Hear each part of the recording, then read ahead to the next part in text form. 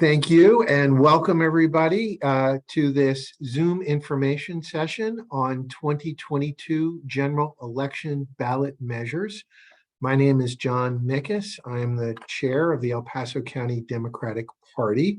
I'm joined this evening as my co-presenter, Amy Pasco, who is the first vice chair of the county party, and Chandra Wilkins, who is a member of our executive committee and is helping to coordinate the technical aspects of our presentation.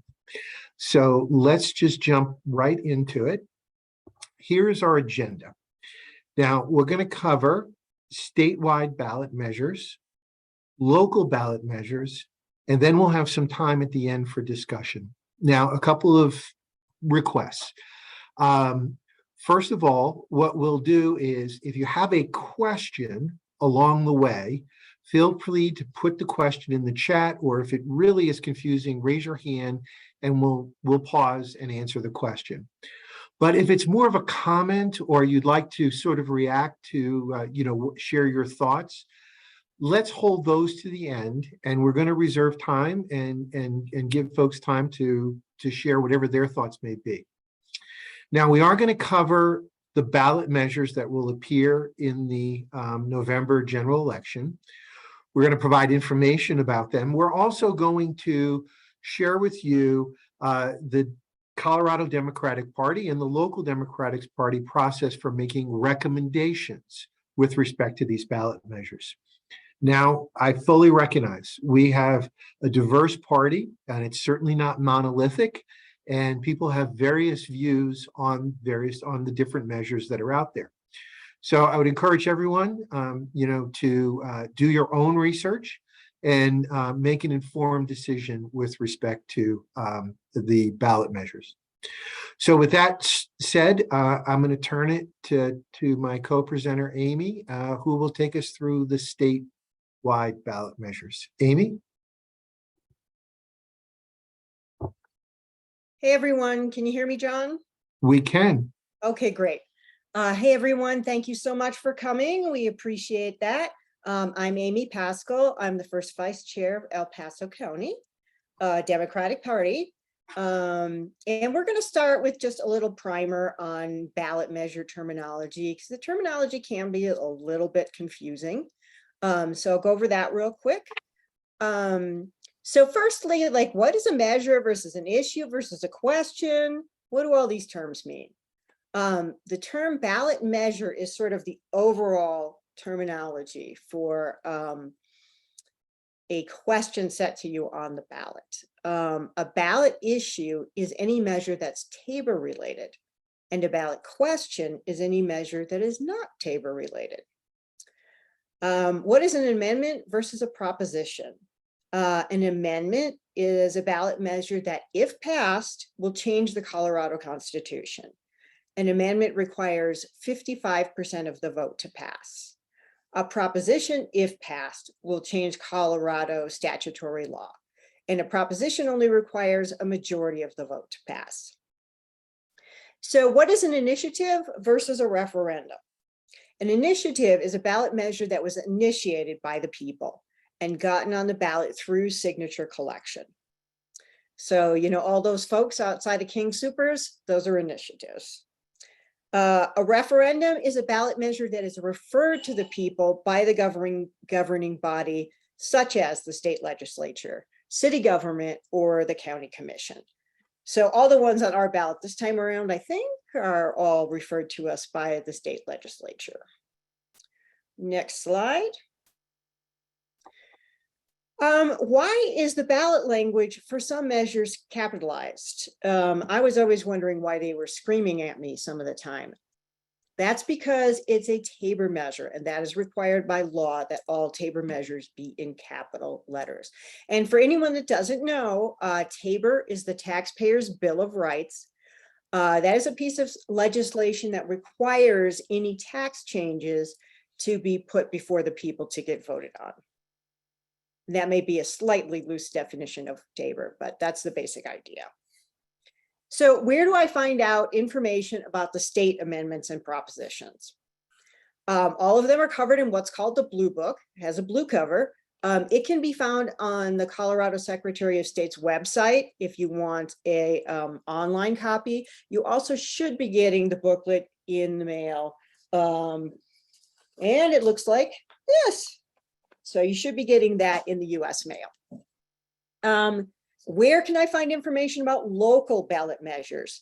El Paso County publishes a leaflet or like a little newspaper called the El Paso County Tabor Notice, which can be found on, in theory, on the El Paso County's Clerk and Recorder's website. I haven't found it there yet this year, so I don't think it's up there yet, but you should have also gotten that in the US mail. And that doesn't cover everything that's local. It covers everything that's Tabor related, hence Tabor Notice. So typically, if there's something that is not Tabor related, you may have to go to the website of the jurisdiction of that question or that measure to find the language ahead of time. And you can also find it on your sample ballot, which can be found on the Clerk and Recorder's website. Okay, next slide. So we're going to start with the state measures. We've got a lot of them. Just a quick summary. This is the recommendation from the Colorado Democrats. Now, what does that mean? What that means is that the Colorado State, what is it called? Central Committee. Thank you. So the State Central Committee, which is a group of people from typically from the who are involved in each one of the counties, county parties. They can be people in the officers of the county party or just people who ran for the positions. Each county has a certain number of positions available. That central committee took a vote, and this is what they came up with. So they have a number of items that they've marked as we support this. That means a yes vote on that item. We oppose this, meaning no vote on that item, or no position was taken by the state party on those items. So this is a quick summary of the different items. We'll go through each one at a time. There are a lot of them, so I'm not going to spend a ton of time on each one. If there's particular things, there are questions at the end, we can go over those. But here's the summary slide. And by the way, all this information, this recording will be put up on our website. All this information will be on our website. And I go over that at the very end before ballots drop on October 17th. Okay, next slide. Okay, the first item, Amendment D. So this means it amends the Constitution. They're creating a new 23rd Judicial District, judges. So right now, the 18th Judicial District is going to be split into the 23rd District, which will be Douglas, Elbert, and Lincoln counties, and the 18th District will just contain Arapahoe. And this is being proposed because obviously the 18th District has grown quite a bit. And also because communities of color in Arapahoe, it's felt that they're not quite well represented under the old configuration. So on each one of these slides, I have whatever the item is, measure at the top. There's sort of a quick summary of what the item is about. And then you can see what the voting was for the Colorado Democratic State Central Committee. And this one was very heavily supported with 99% of the vote. Recommended is to vote yes on this one. So next slide. Okay, so this is another amendment to the Constitution. Extend the homestead exemption to Gold Star spouses. Currently, the law gives a property tax homestead exemption for qualifying seniors and veterans. So the proposal is to extend this to benefit Gold Star spouses. Those are folks who are the widows of, and maybe widowers, that's a little sexist sounding, of veterans killed in the line of duty, or as the result of a service-related injury or disease. And again, this one passed overwhelmingly with over 98% of the vote recommending in favor. To me, kind of seems like a no-brainer. So next, I think this one is a referendum. Next slide. Amendment F. This proposes changes to charitable gaming operations.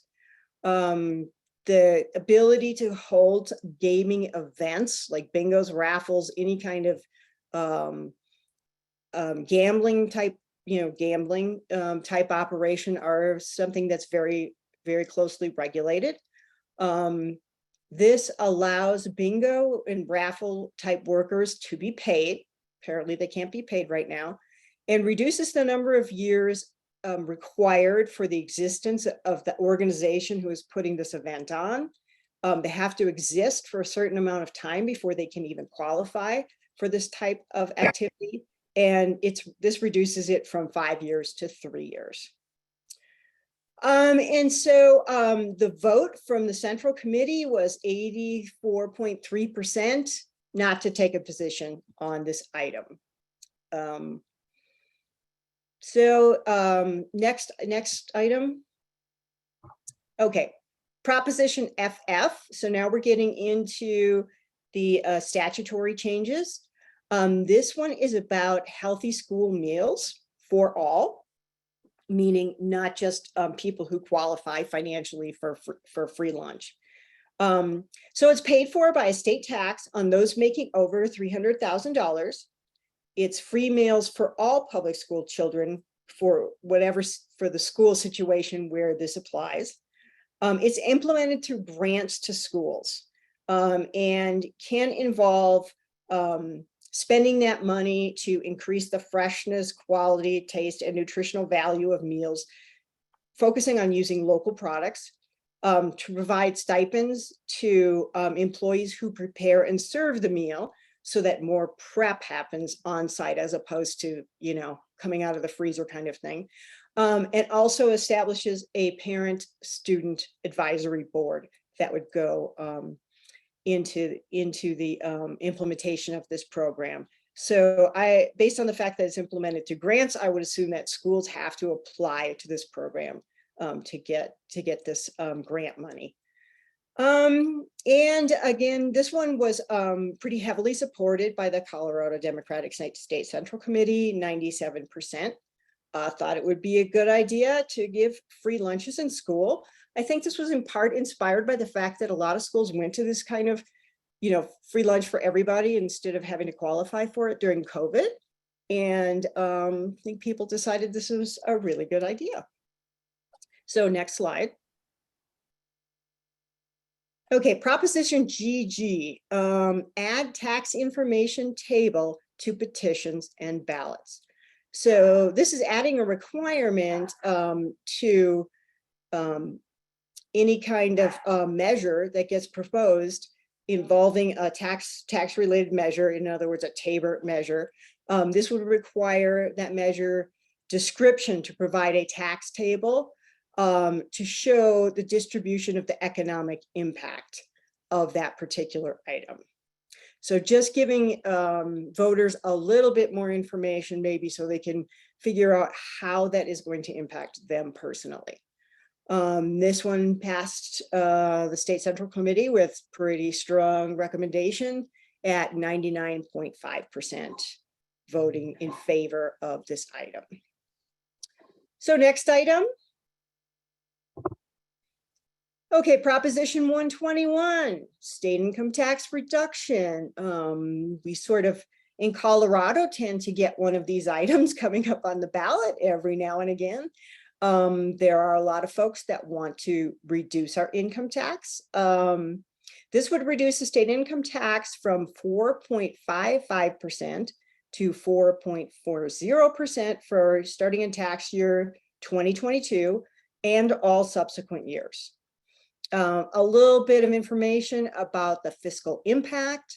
It's estimated that it would decrease the general fund by $572 million in fiscal year 2022, 2023, and then by 397.9 million in the next fiscal year, with the decrease being a little bit less in each ongoing year after that. So the State Central Committee voted 86.9% to vote no on this proposition. I think the feeling is that, we're struggling enough with state budget to cover all the items that we want to cover, including schools being a big item. And it's not a great idea to reduce that budget even further. So next slide. Proposition 122, access to natural psychedelic substances.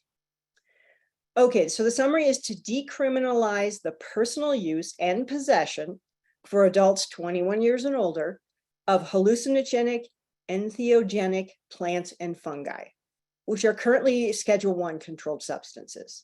And in the measure itself, they list a bunch of stuff, all the different items that come underneath this. So the reason for the proposal is that it's considered by some to be a natural medicine that could be helpful in treating mental health disorders. Pretty strong showing of about 61% of the Central Committee saying we're not going to take a position on this. Okay, next item. Proposition 123, dedicate revenue for affordable housing programs. So what this proposition creates is a dedicated portion of income tax, 1/100th of 1%. Did I get that right? 1/100th of income tax to go to statewide affordable housing fund. It's divided up into two primary categories. 60% goes to reducing rent, to affordable housing development, and specifically that was for purchase of land, if I remember correctly, and building assets for renters. 40% goes to support affordable housing ownership, to serve the homeless population, and to support local planning capacity. These are dedicated revenues, which local areas cannot, they have to continue to spend the money that's currently budgeted for this, for affordable housing. This is a supplement. They can't replace with this. I think we're I got a little bit too close to the bottom of this one. Again, this is a strong showing. 97% of the Central Committee said, yes, this is an important program for us to spend money on. Affordable housing is a big issue now.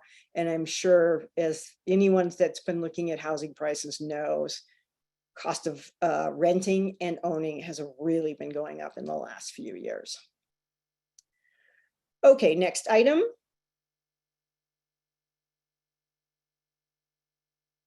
All right, my screen is frozen. 1 second.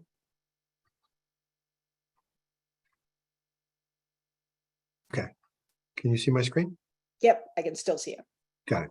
Okay, so the next three and the next three propositions and the last three are all about liquor sales.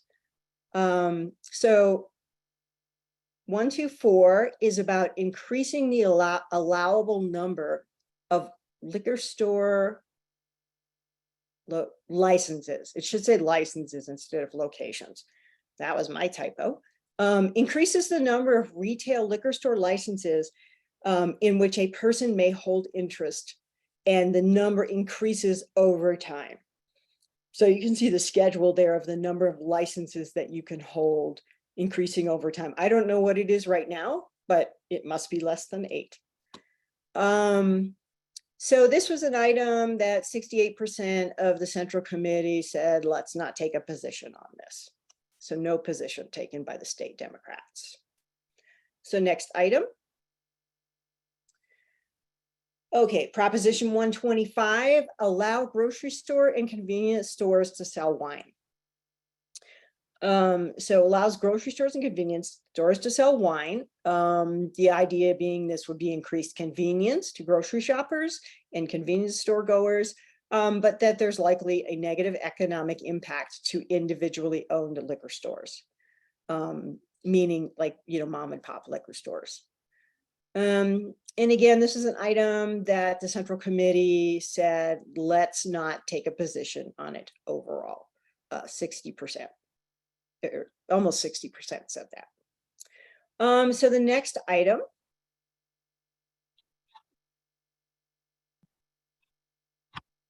Sorry. There we go. Whoops. Okay. Go ahead. All Sorry. your clicks got caught up. Yeah, they Okay. did. All right. So the last one is Proposition 126. And this allows third-party delivery of alcoholic beverages.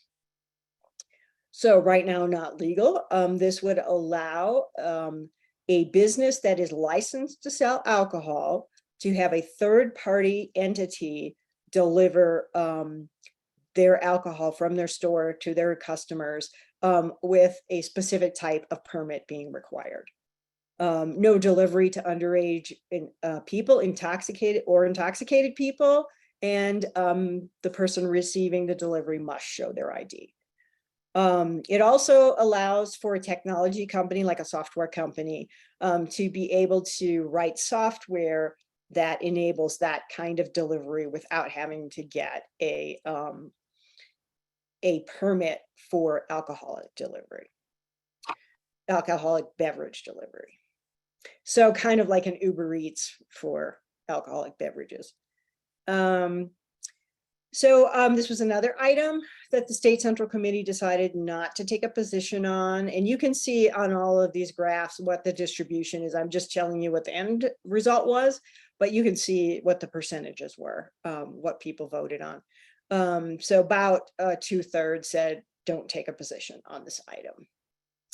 So that's the end of the state measures. I think we have like a summary slide coming up. Yep. So I've just repeated that same graphic that was at the beginning. So the judicial residency amendment, the homestead exemption for military widows, the school lunch program, and fiscal transparency on ballot measures, meaning more information about the tax schedules, and the portion of income tax going to affordable housing programs. Those are all recommended vote yes. The regular friend of income tax cut that shows up on propositions, recommended vote oppose, and then no position was taken on the other items. Okay, I'm not sure if there's one more. Nope. Okay, so the next section is John.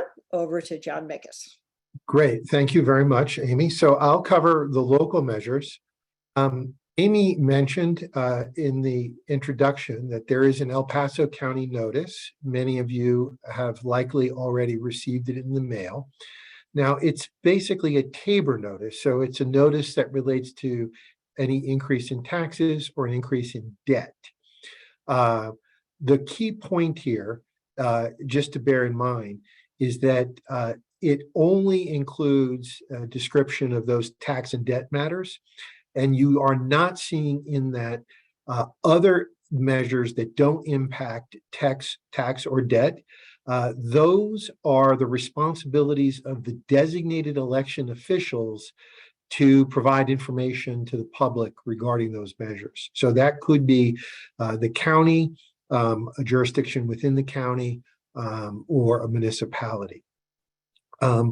Just to give you a sense of, these are the various measures from the various designated election authorities that will appear on some of the ballots throughout the county. Now, it depends upon your jurisdiction. There are issues that are coming before the Colorado Springs municipality, and if you live in that municipality, those measures will be on that ballot. The towns of Monument and Fountain have ballots, and there are a number of school board measures.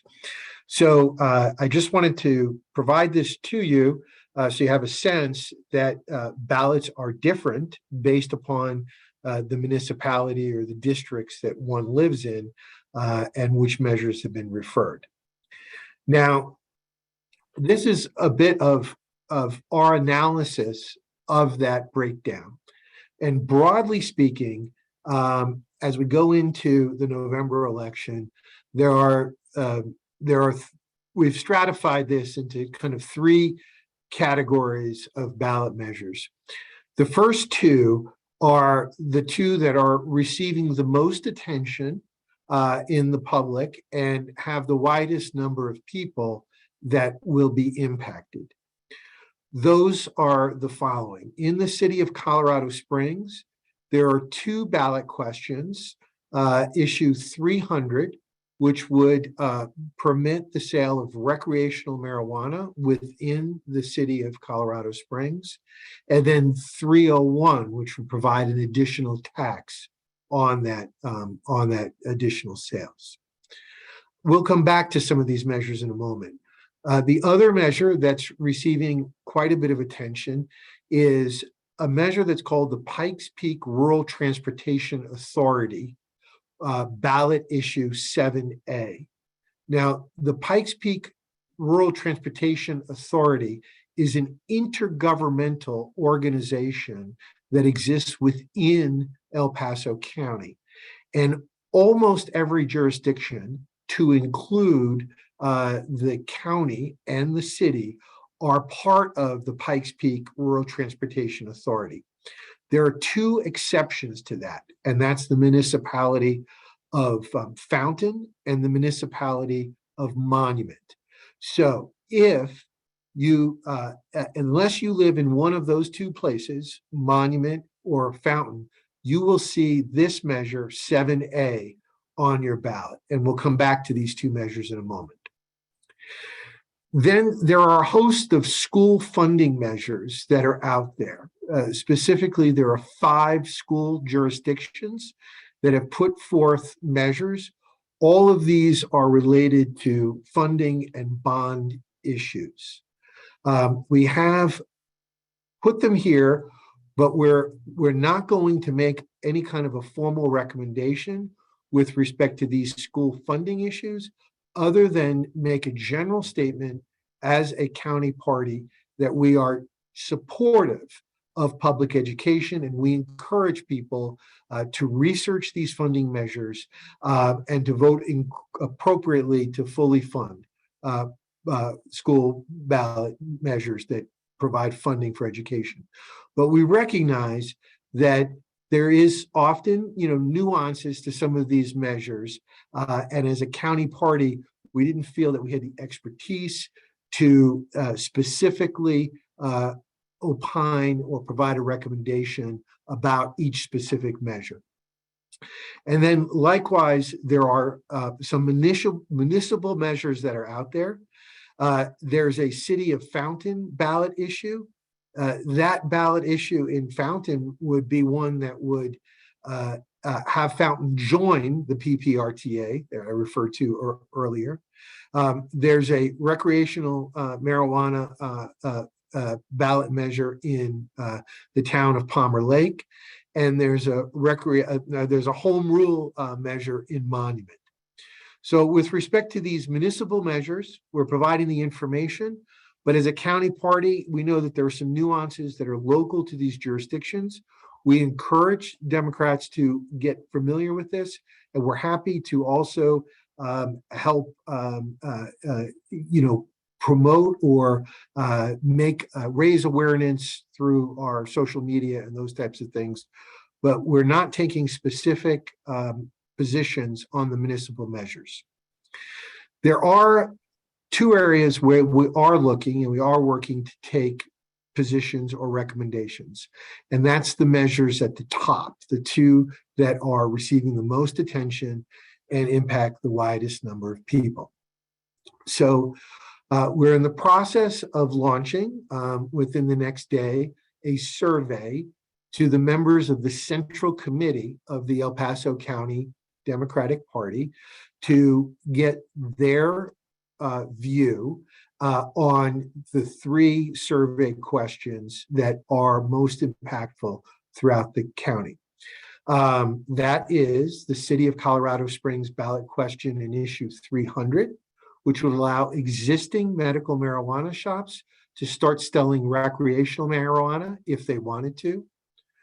Survey question number 2 that we'll be asking the Central Committee to weigh in on is a related measure that would increase the rate of sales tax by 5% on recreational marijuana for the sole purpose of funding public safety programs, mental health services, and post-traumatic stress disorder.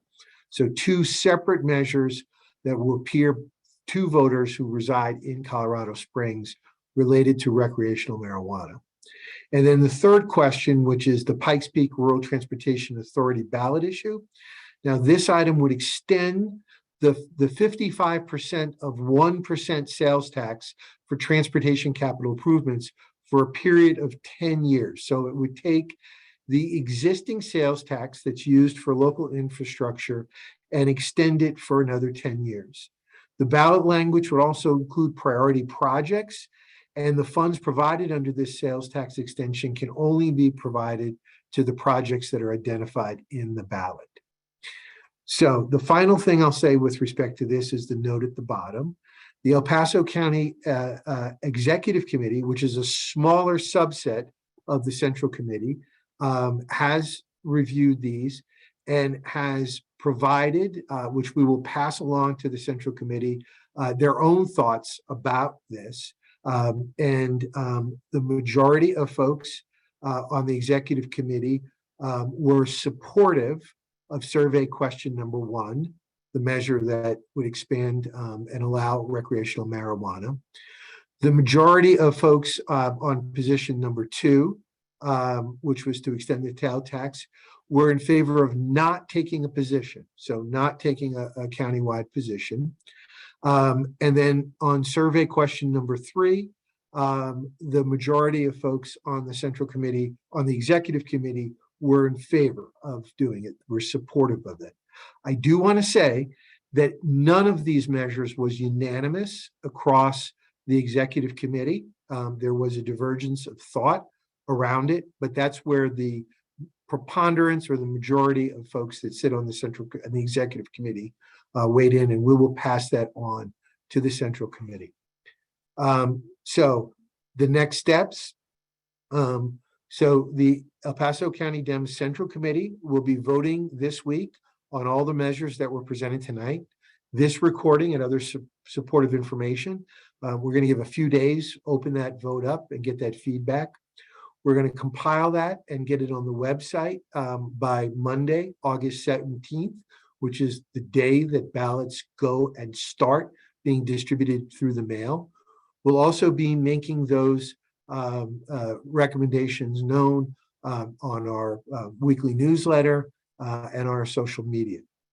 So that is our presentation. And at this point, I would like to open it up to comments. We'd open it up. I'll ask folks to keep their comments to about 2 to 3 minutes each. Please raise your hand, and I'll ask Chandra to recognize you in the order that it appears. We're interested in hearing your point of view, or if you have a question that you'd like us to try to answer, we're more than happy to do that. So subject to your questions, I'll open it up.